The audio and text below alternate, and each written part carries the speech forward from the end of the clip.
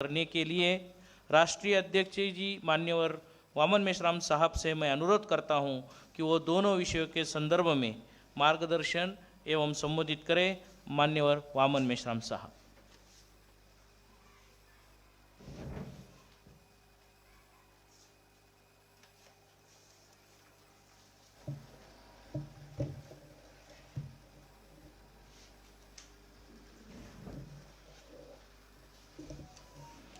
साथियों,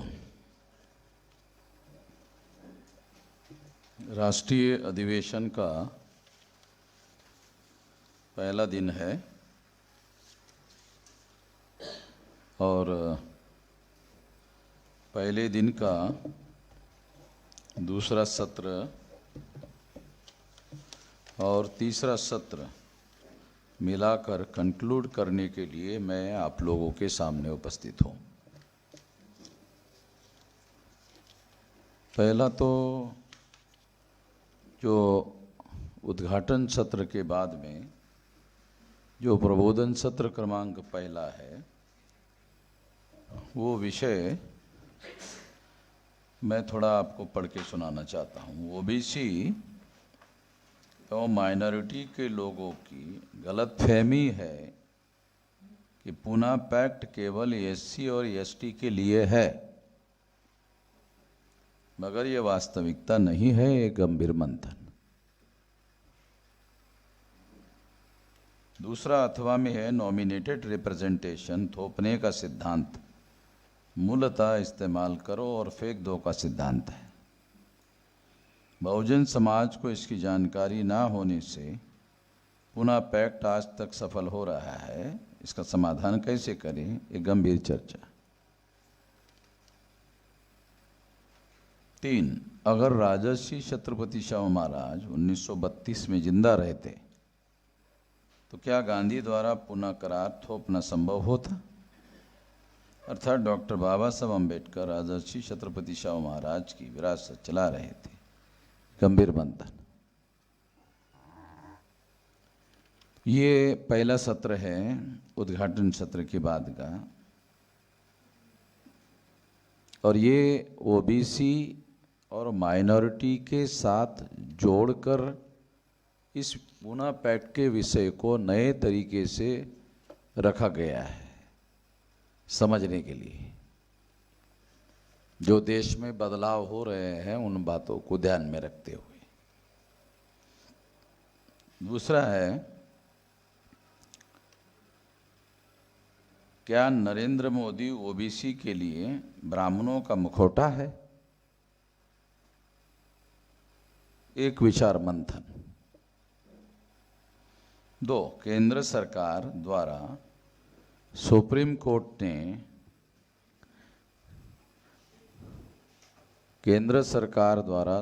कोर्ट में हलफनामा देकर ओबीसी की जाति आधारित जनगणना करने से इनकार करना पिछड़े वर्ग के साथ आरएसएस और बीजेपी के धोखेबाजी का दस्तावेजी सबूत है। एक गंभीर चिंतन।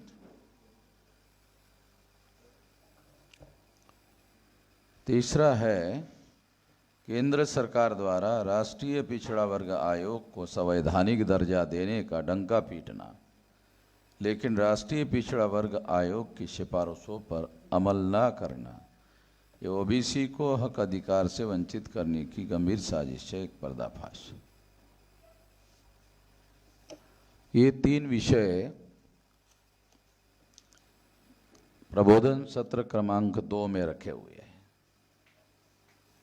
ये दोनों विषयों को मैं आपके सामने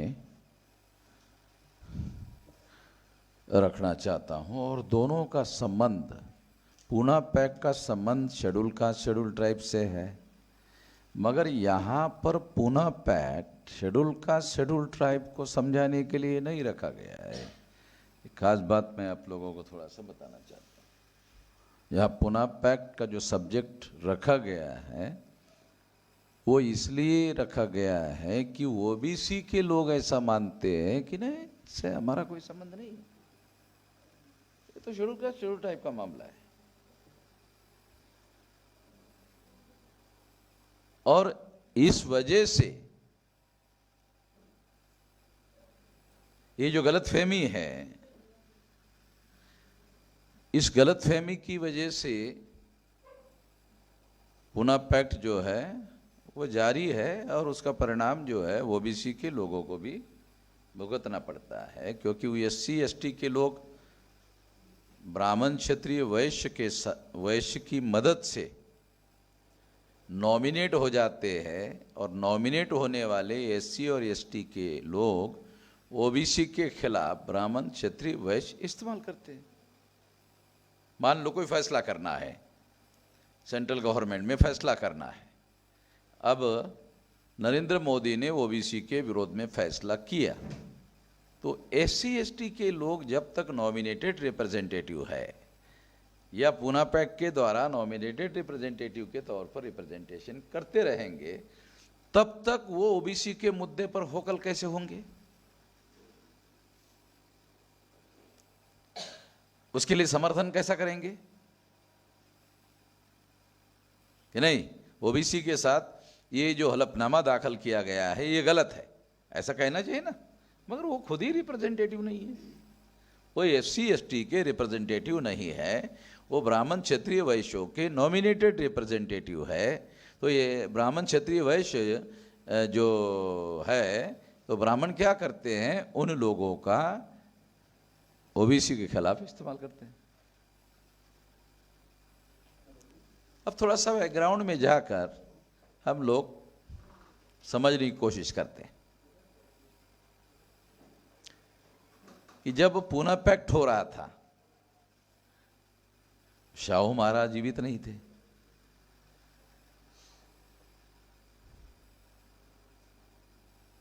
और शाहू महाराज के द्वारा जो व्यक्ति उनका उत्तराधिकारी बनकर काम कर रहा था वो गांधी के समर्थन में खड़ा हो गया। बिलास बराबर है ना, उसका नाम मुझे अभी याद नहीं आ रहा है, भास्कर राव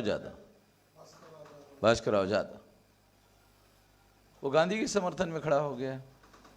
शाहू महाराज गांधी के समर्थक नहीं थे, बल्कि जो अभी हमारे पास डॉक्यूमेंट अवेलेबल है वो तो मतलब ब्राह्मणेतर लोगों की एक नेशनल लेवल की पार्टी बनाने के काम में बहुत आगे बढ़ गए थे शाहू महाराज। और ऐसे डॉक्यूमेंट आ गए हैं, और इस डॉक्यूमेंट के बारे में जो महाराष्ट्र हिस्टोरियन है, ब्राह्मणों की तरह महाराष्ट्र हिस्टोरियंस लोगों ने भी चुप्पी साधी। बराबर है ना विलास, ये हैरान करने वाली बात है। डॉक्यूमेंट है, उसके डॉक्यूमेंट होने के बावजूद भी उन्होंने इसके बारे में कुछ नहीं कहा, क्योंकि अगर उसके बारे में वो कहते तो मराठा लोगों ने जो स्टैंड लिया वो गलत है ऐसा लिखना पड़ेगा। यशवंतराव चौहान ने जो स्टैंड लिया वो गलत था। ब्राह्मणेतर आंदोलन सत्यशोधक आंदोलन से निकला हुआ जो आंदोलन था, उसका नेतृत्व तो मराठा लोगों के हाथ में था, और वो भी पश्चिमी महाराष्ट्र के मराठा लोगों के नेतृत्व में था। उन्होंने जो एक गांधी के समर्थन वाला फैसला लिया, दूसरा उन्होंने शेतकरी कामकरी पार्टी बनाई। शेतकरी कामकरी पार्टी तो बनाई, मगर उसका गुरु बनाया मार्क्स को। क्यों कुमार? हाँ, फुले को, फुले बाप है उनका, फुले के आंदोलन की वजह से पैदा हुए। अपने बाप को भी बाप मानने के बजाय बहुत 1000-2000 किलोमीटर दूर जो मार्क्स था उसको अपना बाप माना, और दाभाड़ी प्रबंध शेतकरी कामकरी पार्टी के लिए यशवंतराव मोहिते ने बनाया। तो यशवंतराव मोहिते को एंद्रू बुद्रुकचा कार्ल मार्क्स ऐसा खिताब जो है वो लोग चिढ़ाने के लिए बोलते थे। ये वो तो वहाँ का कार्ल मार्क्स है, मगर हमारे यहाँ भी एक कार्ल मार्क्स है, तो उसके गांव का नाम था एंद्रू बुद्रुक, तो एंद्रू बुद्रुक का कार्ल मार्क्स यशवंतराव मोहिते।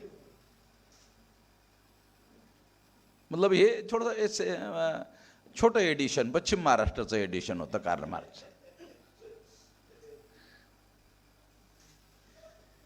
तो जिन लोगों ने गांधी को माना, गांधी को मानने का भी बड़ा अजीब सिद्धांत उन्होंने डेवलप किया। वो सिद्धांत क्या था? नहीं, गांधी ब्राह्मणेतर है। आप लोगों को समझ में आ जाए इसलिए बता रहा हूं कि गांधी का समर्थन का सिद्धांत क्या था? ये गांधी ब्राह्मणेतर है। और तिलक पंथीय लोग गांधी को अपना नेता नहीं मानते, इसलिए हम उसको मानते। और गांधी का करस्पॉन्डेंस अवेलेबल है। जयदेव को कहा नहीं नहीं, तुम वो ब्राह्मणों के बारे में नहीं लिख सकते। उसका पत्र व्यवहार अवेलेबल है। ब्राह्मणों के बारे में तुम बोल नहीं सकते, लिख नहीं सकते, रोक लगाए उसको। कांग्रेस में रहकर तो नहीं कर सकते। तो इन लोगों ने 1932 में वो डॉक्यूमेंट बाबा साहब आम्बेडकर के द्वारा, एक मराठा नौजवान आदमी जो श्रीरामपुर का था, मुझे ये डॉक्यूमेंट मालूम नहीं था, उसने बाबा साहब के ये वैल्यूम नंबर में बाबा साहब ने ये लिखा हुआ है, ये आप पढ़ लो। उसमें ये लिखा हुआ था, बाबा साहब ने लिखा हुआ था कि आप लोग सेपरेट इलेक्टेड का विरोध क्यों कर रहे हो? इन लोगों को, सत्यशोधक आंदोलन के लोगों को बोल रहे, आप लोग विरोध क्यों कर रहे हो? और आप लोग गांधी का समर्थन क्यों कर रहे हो? चलो ठीक है, आप क्या करो, मैंने शेड्यूल कास्ट के लिए सेपरेट इलेक्टेड मांगा, आप करो ओबीसी के लिए सेपरेट इलेक्टेड मांगो। ये प्रस्ताव आप गांधी के पास भेजो। आपके प्रस्ताव का मैं समर्थन करता हूं, आप मेरे प्रस्ताव का समर्थन करो। मुझे नहीं मालूम था, मगर उसने मुझे ये डॉक्यूमेंट भेजा। बाबा साहब के हिंदी में था, वो हिंदी का जो ट्रांसलेशन हुआ है उसमें वो बात है। तब मुझे मालूम हुआ कि ये जो ज्योतिराव फुले के आंदोलन से निकला हुआ जो मराठा वर्ग है, वो शेड्यूल कास्ट शेड्यूल ट्राइब के सेपरेट इलेक्टेड का विरोध कर रहे थे। अब बाद में क्या हुआ, जो ब्राह्मणों का राष्ट्रीय राजनीति में प्रभाव निर्माण हुआ, राष्ट्रीय राजनीति में जो 3.5% ब्राह्मण थे, तो एडल फ्रेंचाइज में 3.5% ब्राह्मण और महाराष्ट्र में 1.5% ब्राह्मण तो कामयाब होना नहीं चाहिए था।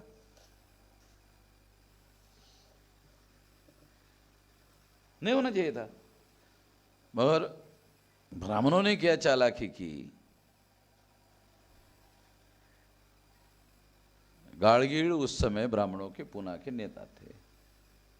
वो मॉर्निंग वॉक करते करते जेदे के घर में घुस गए।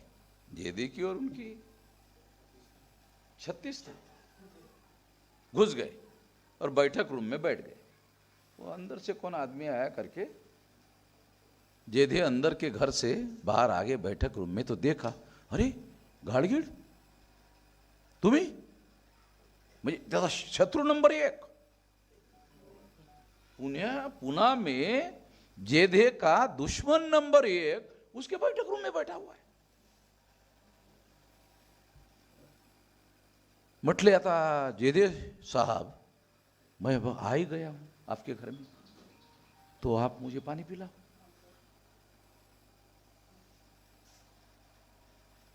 उसने पानी पिलाया, फिर बोले चाय भी पिलाओ। उसका तो ब्राह्मणों का तो साला स्वभाव है, उंगली पकड़ने के बाद में फिर वो हाथ पकड़ते हैं। फिर चाय भी पिलाया, फिर बोले बैठो, बोले बात करने के लिए मैं आया। बोले बोलो क्या है? बस देखो, कांग्रेस लोकतांत्रिक है और तुम हमको 3% बोलते कि नहीं, और तुम बहुसंख्य है ऐसा तुम बोलते हो, और कांग्रेस लोकतांत्रिक है। तो ऐसा करो, तुम काँग्रेस में आ जाओ, महाराष्ट्र में काँग्रेस पर कब्जा करो, आमच्या ढुंगणातला टाकाला बाहेर करा, काँग्रेसवर कब्जा करा, काँग्रेस लोकतांत्रिक है। गाड़गीड़ ने उसको कहा, जेदे को ब्राह्मणी दावपेच जो है कि साले बात तो बराबर कह रहा है। गाड़गीड़, अच्छा ये किस्सा मुझे किसने बताया? प्रवीण गायकवाड़ मेरे पास आया, किताब लेकर आया, बोले मेश्राम साहब बहुत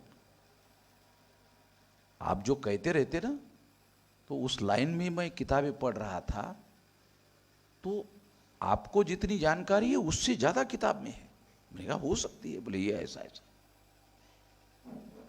जो आप कहते हो वो तो सही है ही है, इसमें वो सारे सबूत है, और लिखने वाला मराठा है। राणा चौहान, वो राणा चौहान का बेटा जो है अभी भी जीवित है।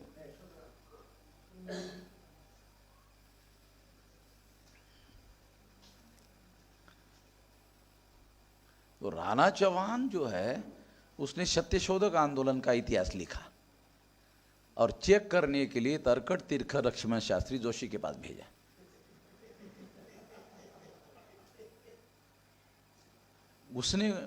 उसने कोई प्रूफ रीडिंग या कोई गलती नहीं निकाली, उसको जलाकर तोड़फोड़ करके खत्म कर दिया। फिर इसने यशवंतराव चौहान को कंप्लेंट किया, सारा पत्र व्यवहार अवेलेबल है।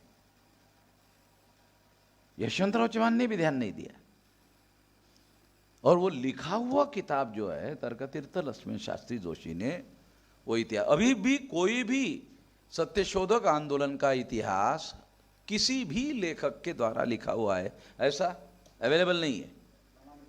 हाँ, मतलब अवेलेबल नहीं है। हो सकता है कि कहीं हो, मगर अभी राणा चौहान तो बहुत मतलब उसको बहुत ज़्यादा पंडित थे उस विषय के, और उनके पास मतलब वो कुछ कार्यकर्ता ही थे, पश्चिम महाराष्ट्र के थे, डॉक्यूमेंट उनके पास थे, खुद उनके डॉक्यूमेंट थे, वो सारा अध्ययन करके उन्होंने वो लिखा, सबूत के साथ लिखा था। तो पूना पैक्ट का क्या किया इन लोगों ने समर्थन किया। पूना पैक्ट का समर्थन करने के पीछे कोई सामाजिक परिवर्तन की भूमिका नहीं है और कोई सामाजिक न्याय की भूमिका नहीं है। भूमिका क्या है कि ये अनटचेबल लोग हैं, हम मराठा लोग हैं। अब अनटचेबल लोग जो है उनके अंदर सेपरेट इलेक्टोरेट से लीडरशिप डेवलप होगी, तो इनका झगड़ा सबसे ज्यादा हमारे से ही होगा। पावर स्ट्रगल जो होगा वो उनके साथ ही होगा। और मराठा लोगों का लीडरशिप, मतलब बैकवर्ड की तमाम लीडरशिप मराठा लोगों के साथ था, तो इनके साथ ही होगा। इतना सोचा उन्होंने, ज्यादा नहीं सोचा कि इसका राष्ट्रीय राजनीति पर क्या परिणाम होगा वगैरह वगैरह, ये नहीं सोचा। विरोध किया। तो बाबा साहब आम्बेडकर का विरोध किया, और फिर पूना पैक्ट का विरोध करना, बाबा साहब आम्बेडकर को जो समर्थन मिलना चाहिए था वो नहीं मिला। अगर मान लो शाहू महाराज जीवित होते तो ये तो पूरा समर्थन खड़ा कर देते। मुश्किल होता गांधी जी को।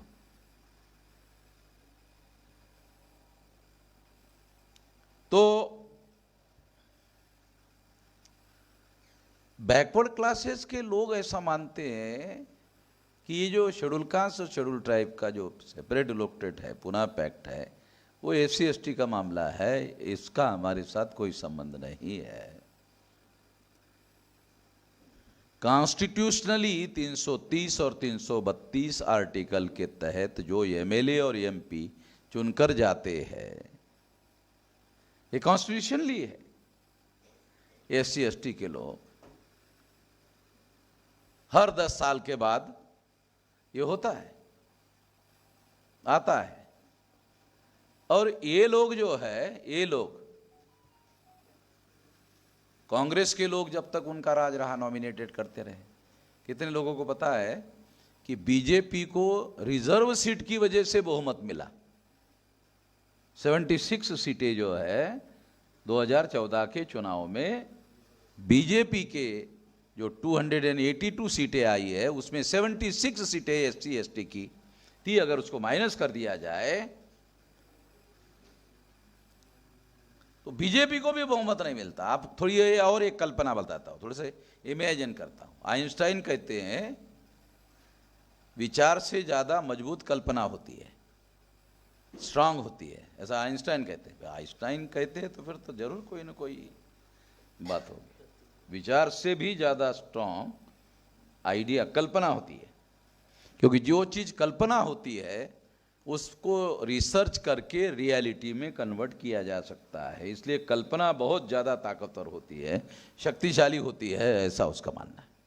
क्योंकि कोई भी चीज़ रियलिटी में कन्वर्ट होने के पहले, रिसर्च होने के पहले, शोध लगने के पहले वो कल्पना रहती है और वो बाद में रियलिटी में आती है। जैसे फॉर एग्जांपल कि इंसान को आकाश में पंछियों की तरह उड़ते आना चाहिए, है कल्पना, वो एरोप्लेन में कन्वर्ट हो गई। और आदमी जो है, अगर आप देखोगे तो जो एरोप्लेन का जो डिज़ाइन है, वो समंदर के अंदर जो मछली है, अगर मछली को आप देखोगे और उसकी डिज़ाइन देखोगे, एरोप्लेन की डिज़ाइन जो बनाया है, तो ऐसा लगता है अरे ये तो मछली का डिज़ाइन है। दूसरा, मैं देखा कि जब वो जमीन पर उतरता है आकाश से एरोप्लेन, तो मराठी में जिसको हम गीधड़ या घार कहते हैं, वो आकाश में बहुत सबसे ज़्यादा ऊंचाई पर जाते हैं। और जब वो घूमते घूमते जमीन पर जब उतरते हैं, तो जब वो आकाश में रहते हैं तो ये जो पैर है ना उनके, वो पैर एकदम उसको अपने शरीर को सटा लेते हैं। उसी तरह से एरोप्लेन में भी पैर पूरी तरह से अंदर ले लेते हैं, और जब वो जमीन पर उतरते हैं तो वो पैर नीचे करते हैं, जैसे पंछी करते हैं। पंछी से उन्होंने एरोप्लेन की आइडिया को लिया कि जमीन पर उतरते वक्त पंछी कैसे उतरते हैं, वहां से लिया होगा, ऐसा मेरा मानना है। वो पैर जो शरीर को सटे होते हैं, वो पैर बाहर निकालता है और फिर पैर के बल पर ऐसा जमीन पर उतरता है। वैसा ही एरोप्लेन भी उतरता है। तो कल्पना जो है, वो लीडरशिप करने वाले जो लोग हैं, नेतृत्व करने वाले जो लोग हैं, वो कल्पना के आधार पर बहुत दूर तक देखते हैं, उनको बात समझ आती है। तो शेड्यूल कास्ट और शेड्यूल ट्राइब के लोगों को अगर सेपरेट इलेक्टोरेट मिल गया तो उनके अंदर नेतृत्व निर्माण होगा, तो इनसे टकराव होगा।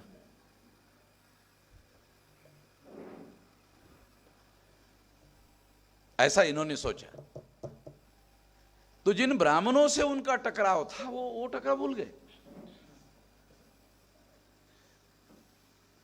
ब्राह्मणों से टकराव था ना, ब्राह्मणेतर केस में उनसे समझौता कर लिया, इनके विरोध में स्टैंड लिया। उसकी वजह क्या थी? टचेबल और अनटचेबल का जो विभाजन है वो मुख्य हो गया। तो ब्राह्मण टचेबल है, मराठा भी टचेबल है, जो शेड्यूल कास्ट शेड्यूल ट्राइब जो है वो अनटचेबल की श्रेणी में आ गए। ये विभाजन उसमें कामयाब हो गए। अब इसका उत्तरार्ध देखो। ये तो पहला दौर है, इसमें इन्होंने उनको साथ दिया, ब्राह्मणों को साथ दिया। तो ब्राह्मणों ने इनकी मदद लेकर तमाम सारे देश की जो मिडिल कम्युनिटी है उनकी मदद लेकर केंद्र की सत्ता पर कब्जा किया और सत्ता शेयर करने का सिद्धांत उपयोग में लाया। बहुस्तर सत्ताक प्रणाली को डेवलप किया ब्राह्मणों ने। एक सत्ता का स्तर निर्धारित किया, ग्राम पंचायत, दूसरा तालुका पंचायत, तीसरा जिला पंचायत। तो आप देखो, अगर आप लोग थोड़ा अभ्यास करते हो तो आपको पता चलेगा कि बहुस्तर सत्ताक प्रणाली में क्या किया ब्राह्मणों ने। ग्राम पंचायत का पावर उनको दे दिया, एकदम कडक इस्त्री वाली जी टोपी आहे ना, वाकडी अशी केलेली है। महाराष्ट्रामधले तरी सांगू राहिलो तुम्हाला, ये गुजरात के हैं राठौड़, इनको उधर अलग होता है, गुजराती स्टाइल अलग होता है। एकदम कडक केसरी जे आहे आणि तेही थोडीशी तिरपी। मैं देहात का रहने वाला हूं, इसलिए मैं उसको आपको खास तरीके से, और उसी तरह की तिरपी टोपी जो है जब फिल्म मराठी बनती थी तो अपना निळू भाऊ वैसी आणि तशाच प्रकारची मराठी त्या पिक्चरमध्ये, आणि खलनायक म्हणजे पाटील है, जेवढे ज्या स्टोरी आहे त्यात पाटील राहतात, खलनायक म्हणजे पाटील, आणि पाटीलाच पाटील का चरित्र निळू फुले म्हणजे तो माडी, तो काही जातीचा पाटील नाहीये, पण तो पाटील असा जिवंत करायचा, असा जित्ता करायचा, पाटील सुद्धा पाटीलकी करू शकत नाही एवढी तो पाटीलकी करायचा त्या सिनेमामध्ये।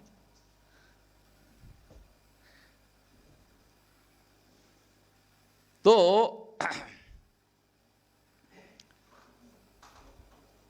इन लोगों ने इनकी ये ग्राम पंचायत, तालुका पंचायत, जिल्हा पंचायत आणि यांच्यामध्ये जी काही नेतृत्व तयार झालेलं आहे जिल्हा पंचायतच्या अध्यक्षाचं, त्याच्यानंतर त्याचा नंबर विधानसभेसाठी, विधानसभा में लगता था और वो एमएलए बनता था, फिर वो मंत्री बनता था, और वो ऐसे वो अधिकारियों से काम, तहसीलदार से काम कैसे करते थे, वो सारे गांव के लोगों के प्रॉब्लम लेकर जाते थे, वो एमएलए वगैरह तहसीलदार के पास फाइल लेकर के, तहसीलदार को हे करा ते करा, नहीं ये कायदेत बसत नहीं, ये कानून में नहीं बैठता है। तो वो फिर तिरपी टोपी वाला जो एमएलए होता था वो तहसीलदार को बोलता, कानून में बैठता तो मैं तेरे पास आता क्या, वो उधर की उधर ही कर लेता, कानून में नहीं बैठता इसलिए तो तेरे पास आया, तेरी जिम्मेदारी इसको कानून में बिठाकर करना है।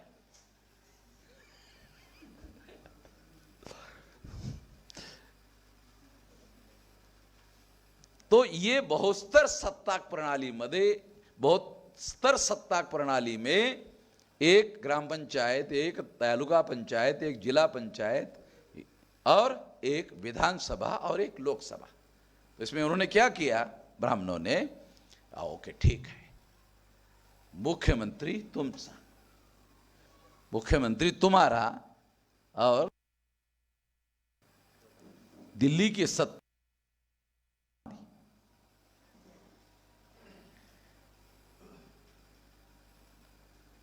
ये सारी प्रक्रिया में शेड्यूल कास्ट और शेड्यूल ट्राइब के जो लोग थे, ये ब्राह्मण क्षत्रिय ब्राह्मणों के सेंट्रल पार्टी के फंक्शनिंग में उनके साथ थे, और इस वजह से ब्राह्मणों ने एससी एसटी के रिजर्व सीटों की मदद लेकर अपनी सत्ता को सेंटर में मजबूत किया और ओबीसी के लोगों का फैसला होने नहीं दिया, और अभी भी ये बात ओबीसी के लोगों के समझ में नहीं आ रही, इसलिए ये जो सब्जेक्ट मैं रखा, अभी भी ये बात समझ में नहीं आ रही, क्योंकि अभी हलफनामा दाखिल किया नरेंद्र मोदी ने, तो किसी एससी एसटी के ओबीसी एससी एसटी के लोगों ने क्या ओबीसी के समर्थन में स्टैंड लिया है? नहीं लिया। तो क्या ओबीसी के लोगों ने एससी एसटी के समर्थन में कोई स्टैंड लिया पिछले 50-70 साल में? नहीं लिया। दोनों को लड़ा रहे, ब्राह्मण एससी एसटी को ओबीसी से लड़ा रहे और ओबीसी को एससी एसटी से लड़ाने का काम कर रहे, तभी तो उनका चल रहा है।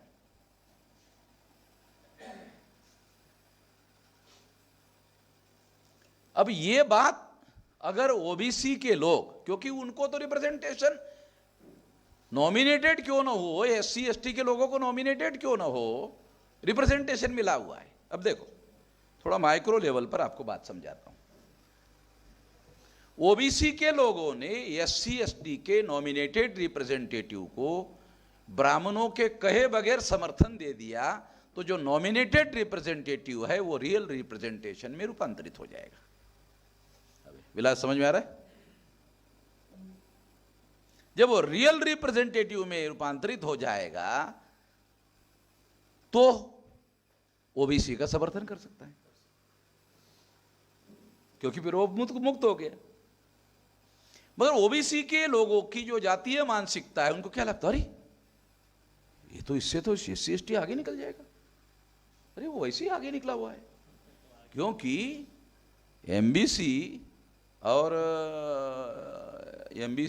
और जो नॉमिडिक टाइप के लोग जो मंडल कमीशन में है, उनका 0% प्रथम श्रेणी अधिकारियों में रिप्रेजेंटेशन है। रोहिणी कमीशन का ये कहना है कुमार, तो पहले से आगे। बहुत सारे एमबीसी और नॉमिडिक टाइप के लोगों ने, काशीराम जी ने अपने भाषण में बताया था, ऐसा उनके पास डॉक्यूमेंट्री एविडेंस था, उसके आधार पर वो बोल रहे थे। और मंडल कमीशन के रिकॉर्ड में आया है कि लगभग राउंड अबाउट 900 एमबीसी जातियों ने हमें शेड्यूल कास्ट में शामिल किया जाए, ऐसी डिमांड की है। और ऐसे आंदोलन सारे देश भर में चल रहे हैं, कहीं कहीं शेड्यूल कास्ट में शामिल करवाने के। यूपी में निषाद जी, बराबर है, निषादों की जो जातियां है वो शेड्यूल कास्ट में शामिल करने की डिमांड कर रही है, 17 जातियां।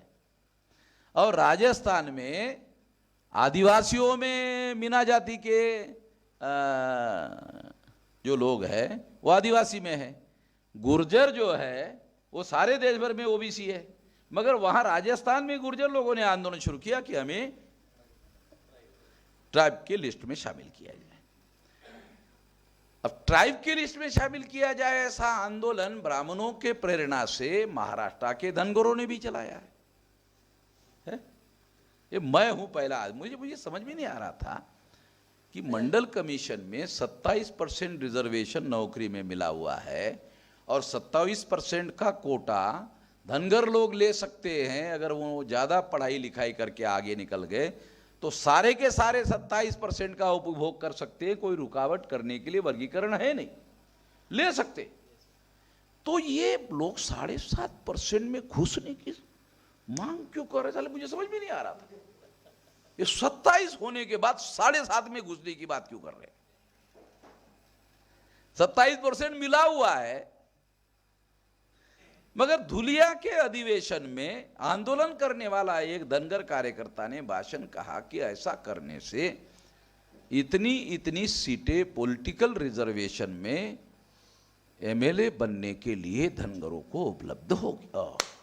तब आया, अरे मैंने कहा साला ये मेरी पकड़ में साला ये जानकारी क्यों नहीं आ रही, क्यों आंदोलन कर रहे हैं लोग? तो जो मिला हुआ है reservation in services, reservation in education, reservation in professional education, उसके लिए नहीं था। वो जो नॉमिनेटेड रिप्रेजेंटेशन है उसके लिए शामिल करो, तब मैंने उधर वहां जवाब दिया। और ये तो खत्म करने के लिए मैं आंदोलन चला रहा हूं, जिसमें तुम घुसना चाहते हो। इसने तो दलाल और भड़वे पैदा किए। ये दलाल और भड़वे SC ST के पॉलिटिकल रिजर्वेशन में पैदा किए हैं। उस दलालों और भड़वों के रिजर्वेशन में तुम शामिल करने का आंदोलन कर रहे हो। ये तो खत्म करने के लिए मैं चला रहा हूं, इसे खत्म किया जाए। तुम कह रहे हो इसमें शामिल करो, तो तुम दलाल और भड़वे बनवा चाहते हो। हम बोल रहे हैं कि दलाल और भड़वे नहीं, हम खत्म करना चाहते हैं। तो जितने लोग हैं धनगरों के, उनको वो दलाल और भड़वे वाला जो पॉलिटिकल रिजर्वेशन है वो आकर्षण कर रहा है। साला हमको मिल नहीं रहा है। एमएलए बनना चाहता है, एस्पायरेशंस है, महत्वाकांक्षा है, एस्पायरेशंस है। अब संजय निषाद को एमएलए बनना है डॉक्टर साहब, मगर बन नहीं पा रहा है। तो वो कहता है शेड्यूल कास्ट में घुसने से अपने आप ही साला रिजर्व सीट में अंदर घुस जाएंगे और एमएलए बन जाए। उनको मालूम ही नहीं कि हम जो बने हुए लोग हैं, बने हुए लोगों से परेशान है। बाबा साहब अम्बेडकर इसको खत्म करने के लिए कह रहे हैं और अंग्रेजों के जाने के पहले इसको खत्म करने की बात को अंग्रेजों ने स्वीकार कर लिया था। इसका भी डॉक्यूमेंट्री एविडेंस मेरे पास है कि अंग्रेज भारत छोड़कर जाने के पहले ये दलाल और भड़वों की व्यवस्था को खत्म करके सेपरेट इलेक्टेड आजाद भारत में देने की बात लॉर्ड वेवेल जो गवर्नर जनरल थे उन्होंने स्वीकार कर लिया था, मान लिया था। तो फिर मान लिया था तो फिर क्यों लागू नहीं हुआ आजाद भारत में? तो गांधी ने माउंटबेटन के साथ समझौता किया कि भारत के टुकड़े की आपकी योजना हमें मंजूर है, मगर एक शर्त है, ये SC ST को सेपरेट लोकेटेड आज़ाद भारत में नहीं देने की शर्त अगर आप मानते हो तो भारत के टुकड़े करने की आपकी जो योजना है वो हमें मंजूर है। इसका अर्थ क्या है? ये भूमि हमारी है थोड़ी, हम इस भारत के रहने वाले थोड़ी है। अगर हमारे नियंत्रण में सत्ता नहीं रही तो फिर हमारी हालत क्या होगी? थोड़ी देर के लिए कल्पना करो कि हमारा आंदोलन वामसेप के द्वारा देशव्यापी बन रहा है, बढ़ रहा है, विकसित हो रहा है। अगर ये नहीं होता तो क्या नरेंद्र मोदी को RSS प्रधानमंत्री बनाने के लिए मंजूरी देती? उनके सामने तो उससे बेहतर विकल्प था, आडवाणी था, सुषमा स्वराज थी। ये तो हमारा आंदोलन था सारे देश भर में कि ये SC ST OBC का ध्रुवीकरण हो रहा है। अब इस ध्रुवीकरण को जब तक बड़ी सत्ता में हिस्सेदारी देने का भास या आभास पैदा ना किया जाए तो इसको रोका कैसे जाए? इसके लिए RSS ने नरेंद्र मोदी को वेटो पावर का इस्तेमाल किया और आडवाणी को और सुषमा स्वराज को। RSS की वजह से नरेंद्र मोदी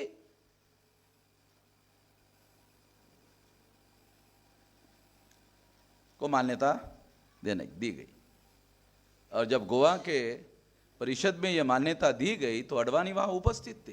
दोनों विरोध कर रहे थे, सुषमा स्वराज भी विरोध कर रही थी और आडवाणी भी विरोध कर रहे थे। आडवाणी बोले तो जो वर्तमान भाजपा है उसका पितृपुरुष आडवाणी है।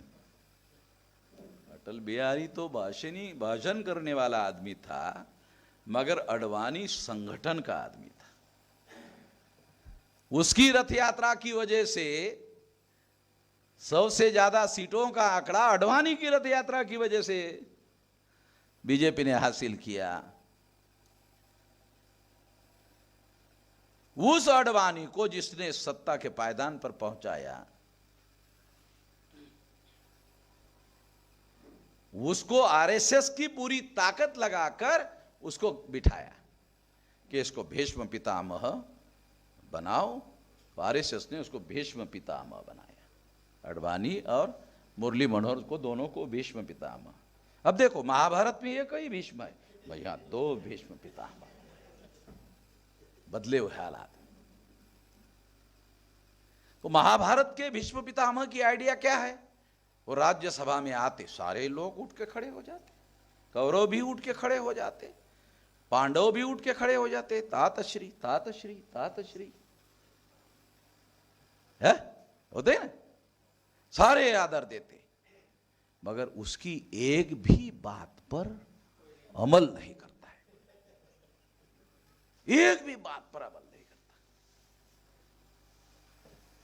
तो मुरली मनोहर जोशी और आडवाणी यहां कोई सलाह देने का काम कर रहे जैसे भीष्म करते थे।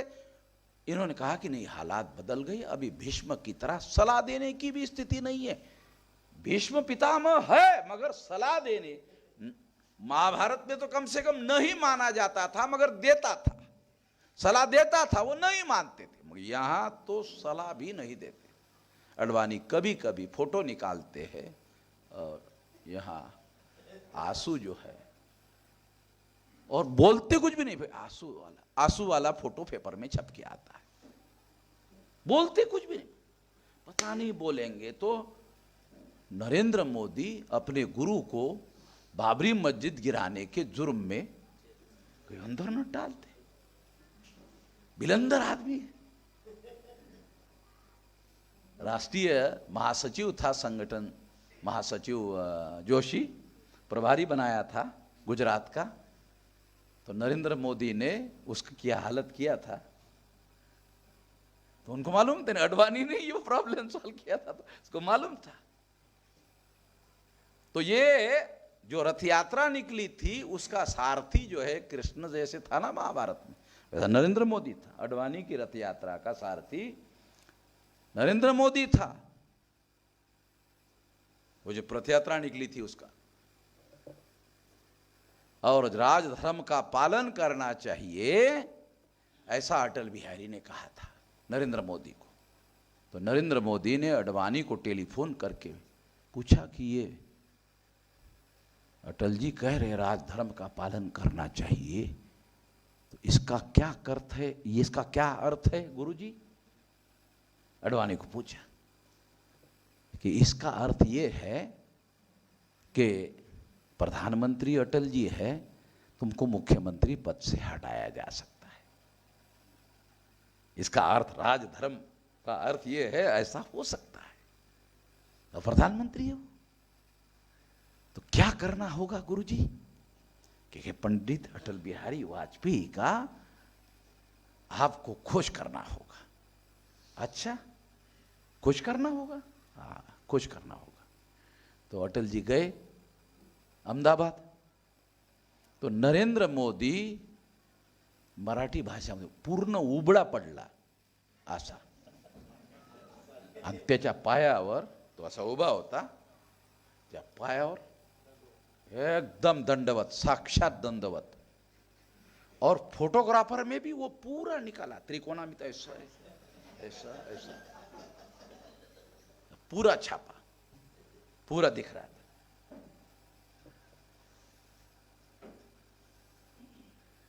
उसके बाद अटल जी दिल्ली आए, क्योंकि पंडित का अहंकार बस इसी खुश हो गया। गुरुजी ने कहा था अडवाणी ने, बस खुश करना है, हो गया।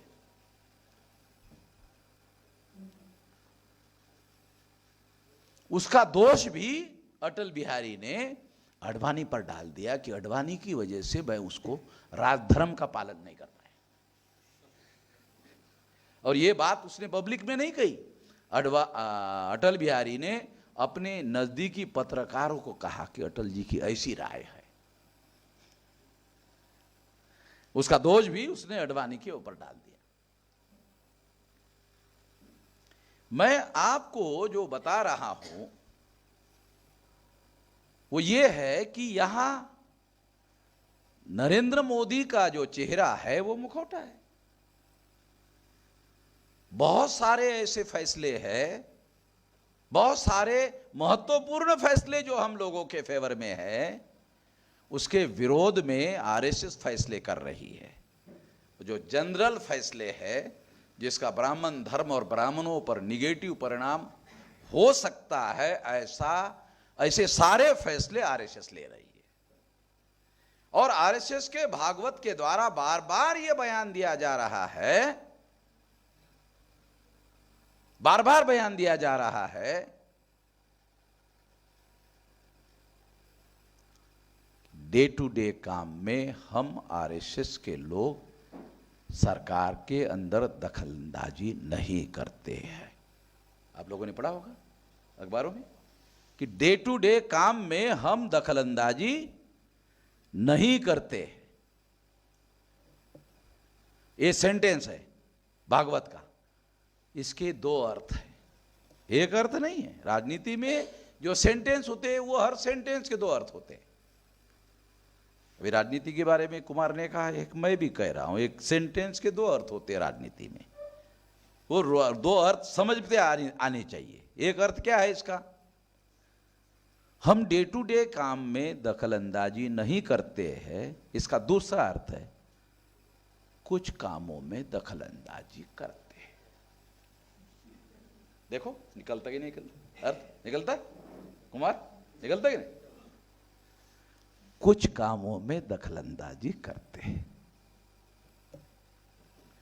कौन से कामों में करते हैं? जो काम ब्राह्मणों के हितों के विरोध में जा सकता है, ऐसे कोई एक भी फैसला नरेंद्र मोदी को आज तक उन्होंने लेने नहीं दिया। नहीं तो खतरा था। जैसे शिवाजी महाराज का राज्याभिषेक करने के लिए खतरा था, वो इतिहास है। ब्राह्मणों ने इससे सबक सीखा। ब्राह्मण मनोनी काय मुलायजा करायचा, म्हणजे त्याचा अर्थ तुमच्या ढुंगणात लाथा घालू, एकदा शपथविधी तर होऊ द्या।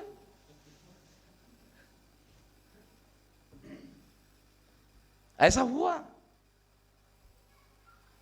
और फिर इससे उन्होंने सबक सीखा और नरेंद्र मोदी के पास जनरल फैसले लेने का अधिकार है, मगर कोई भी ऐसा जो ब्राह्मणों की व्यवस्था में जिसमें ब्राह्मण सर्वोपरि है, उस व्यवस्था को इंच भर भी खतरा पैदा करने वाला एक भी फैसला वो आज तक नहीं ले पाए, न ले सकता है।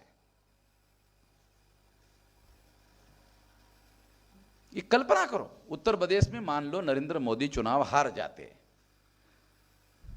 मान लो हार जाते,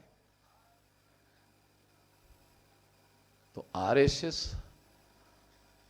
इमीडिएट मीटिंग बुलाकर चर्चा शुरू कर देगी 2024 के चुनाव के लिए नरेंद्र मोदी उपयुक्त नहीं है, अभी से उसको बदला जाए। बोलेंगे नहीं अखबार वालों को, अपने नजदीकी पत्रकारों को बुलाएंगे और उसके द्वारा लिखवाएंगे, और वो लिखेगा विश्वस्त सूत्रों के अनुसार। आरएसएस ने इन मुद्दों पर भी विचार किया, जो एजेंडा निर्धारित था उस पर तो उन्होंने किया ही किया, मगर इन मुद्दों पर भी मंथन हुआ है। तो आप लोगों को नरेंद्र मोदी जो बहुत बार चक्कर लगा रहा है उत्तर प्रदेश के प्रचार में, तो वजह पूरे मीडिया का इस्तेमाल कर रहे, सरकारी मशीनरी का इस्तेमाल कर रहे। पहली बार ऐसा हो रहा है कि राज्य सरकार आदेश दे रही है कि 55 करोड़ रुपए या 55 लाख रुपए वो मोदी जी की रैली के लिए मंजूर किए जाते हैं। वो सरकारी कार्यक्रम होता है, वहां नरेंद्र मोदी राजनीतिक भाषण करता है, कार्यक्रम होता है सरकारी।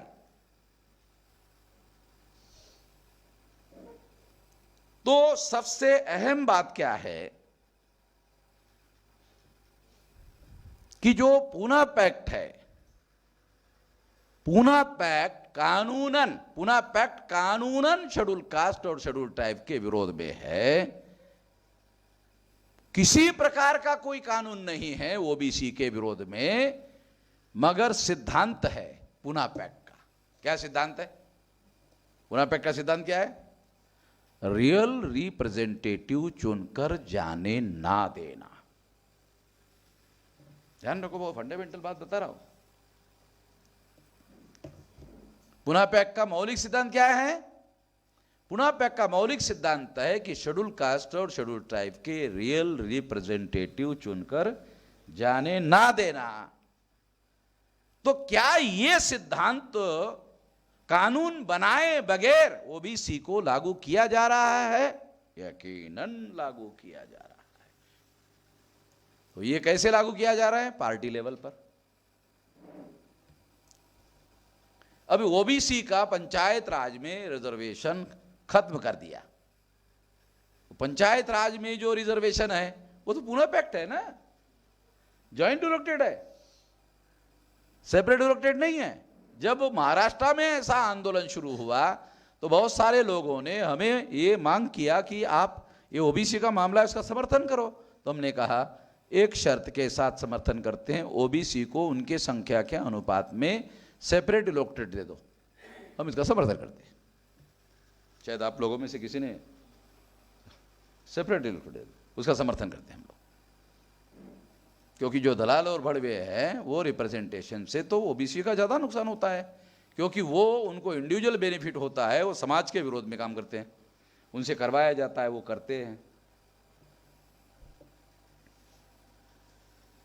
तो शेड्यूल कास्ट, शेड्यूल ट्राइब और ओबीसी ये तीनों की संख्या 74.5% बनती है ऑल इंडिया में।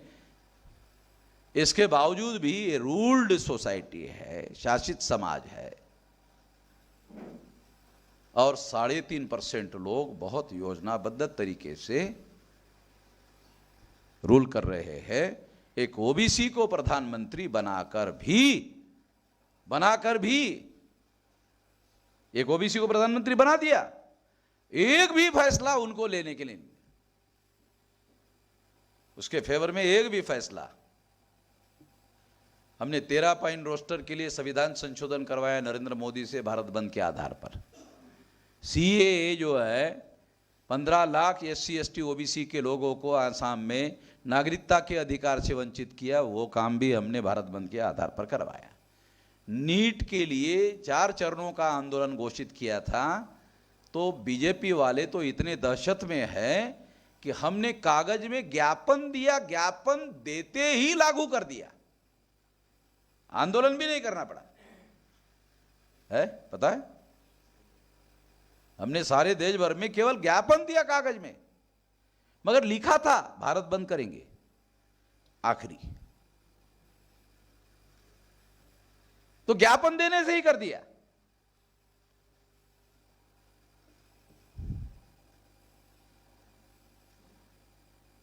तो अभी 31 जनवरी को ओबीसी से संबंधित हमने भारत बंद का मुद्दा रखा हुआ है, और ये एक वजह है जिसकी वजह से उत्तर प्रदेश में धार्मिक ध्रुवीकरण करने के लिए बीजेपी को ज्यादा काम करना पड़ रहा है। हमने भारत बंद का ऐलान किया उसकी वजह से।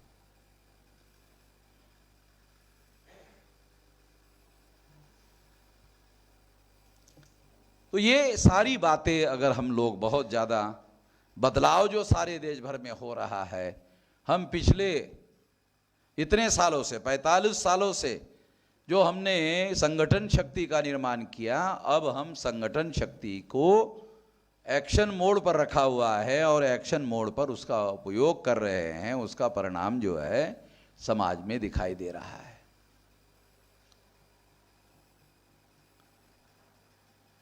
मुश्किल हो रहा है।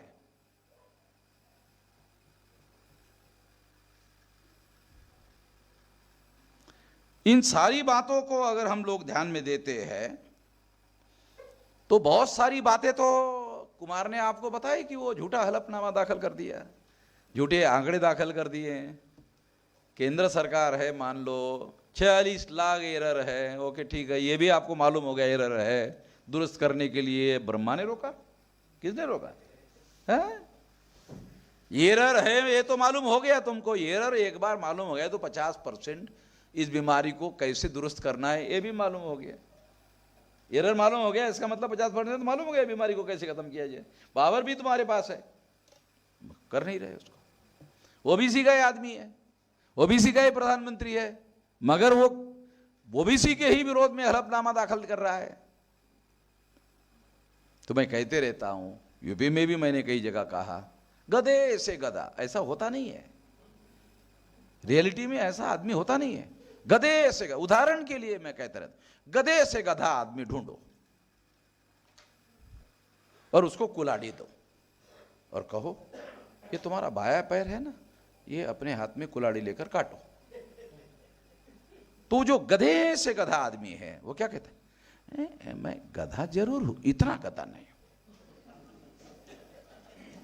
गधा जरूर हूं, इतना गधा नहीं हूं कि अपने ही हाथों से अपने पैर पर कुल्हाड़ी मारने का काम करूं। नरेंद्र मोदी इतना गधा है क्या?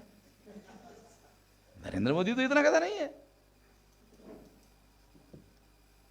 मगर एक्शन क्या दिख रही है कि वो सुप्रीम कोर्ट में ओबीसी का ही विरोध करने के लिए लिखित हलफनामा दाखिल कर रहा है। और वो हलफनामा दाखिल करना सांसदीय समिति में जो सेंसस कमिश्नर ने कहा, वो संसदीय समिति का रिपोर्ट है, उस संसदीय समिति के रिपोर्ट के विरोध में सुप्रीम कोर्ट में हलफनामा दाखिल करना कुछ हद तक संसद की अवमानना का मामला बनता है। और किसी मिनिस्टर को, मंत्री को संसद की अवमानना करने का अधिकार नहीं है। ये बात पार्लियामेंट में जा सकती है, पार्लियामेंट में अपोजिशन पार्टी के लोग उसको उठा सकते हैं, मगर वो बहुमत में फैसला होता है, बहुमत में उनके पास है। तो अंतिमता समस्या क्या है? अंतिमता समस्या विधानसभा और लोकसभा के अंदर SC ST OBC के लोगों की ताकत का ना होना है। तो दो काम करना बहुत जरूरी होगा। एक, OBC के ओबीसी के कम से कम 3 संगठन या 4 संगठन बनाना चाहिए। एक एससी एसटी ओबीसी से कन्वर्टेड माइनॉरिटी के लोगों का एक संगठन होना चाहिए, एक ओबीसी का संगठन होना चाहिए सोशल नेटवर्किंग में, एक एमबीसी का संगठन होना चाहिए। नॉमेडिक ट्राइब किसी मापदंड में ओबीसी का हिस्सा नहीं है, क्योंकि उसके तो नाम में ही नॉमेडिक ट्राइब है, मगर फिर भी उन्होंने उसमें डाल दिया। ये तो अन्याय करने वाली बातें हैं। तो 4 संगठन बनाए जा सकते हैं। ये संगठन बनाने से संगठित शक्ति होगी, संगठन बनाने से कैडर बिल्डिंग होगा, ज़्यादा अनुभवी कैडर जो है नेतृत्व करने के लिए सामने आएगा। ये जो नेतृत्व निर्माण होगा, इसके बाद इस समस्या का समाधान होने की दिशा में बात आगे बढ़ेगी। ये काम मामसेप के लोगों को करना चाहिए। ये काम हमने करना शुरू कर दिया।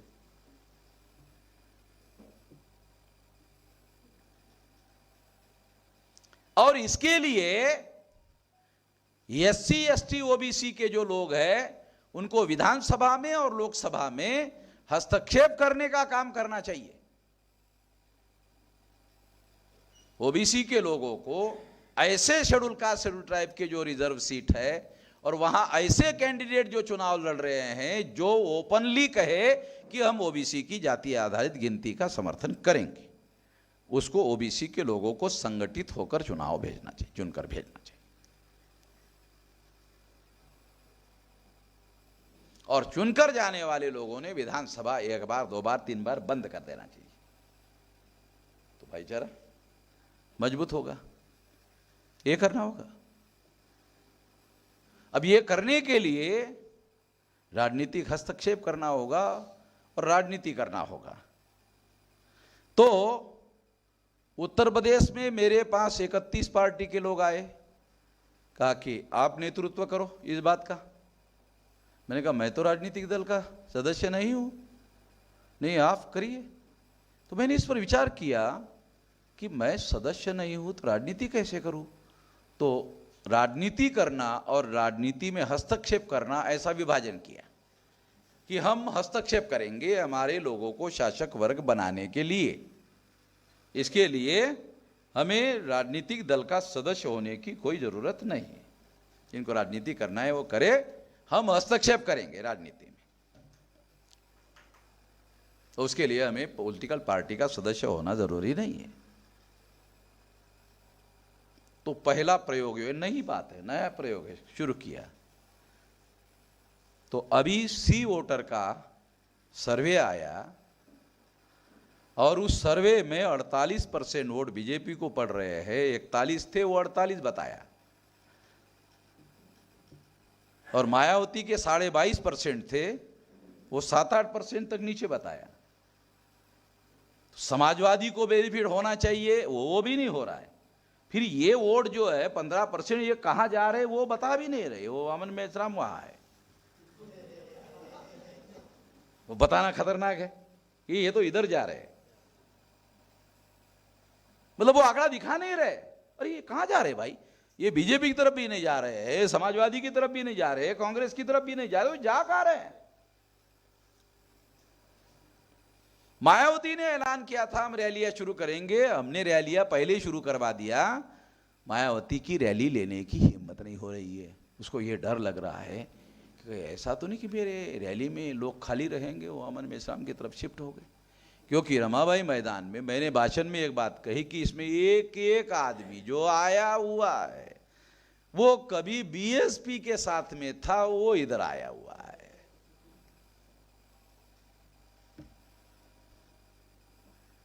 तो हम इस शक्ति का उपयोग हमारे लोगों को शासक वर्ग बनाने में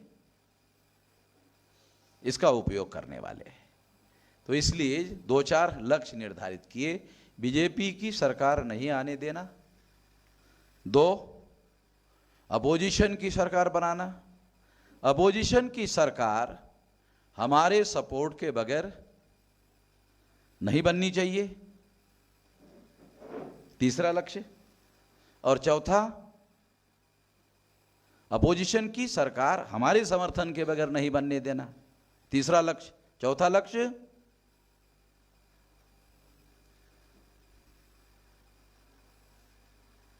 सरकार अपोजिशन की ना बनने देना हमारे सपोर्ट के बगैर, तो जो भी चौथा लक्ष्य है, जो भी सरकार बनेगी हमारे समर्थन से ही बनेगी। ये शासक वर्ग बनाने का क्रोनोलॉजिकल बता रहा हूं। मैंने वहां हस्तक्षेप किया, अभी किया, 6 महीने पहले किया, 6 महीने में यहां तक पहुंचा दिया।